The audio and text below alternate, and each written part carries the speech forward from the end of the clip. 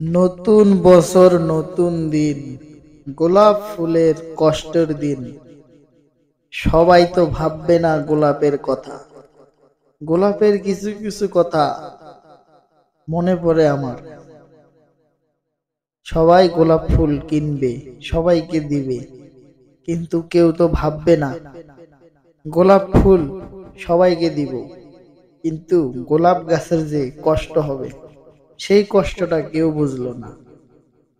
অতএব মানুষকে ফুল না দিয়ে ফুল গাছটা যদি আমরা সবাইকে গিফট করি, যত্ন করি, সেটাকেই বলে ভালোবাসা।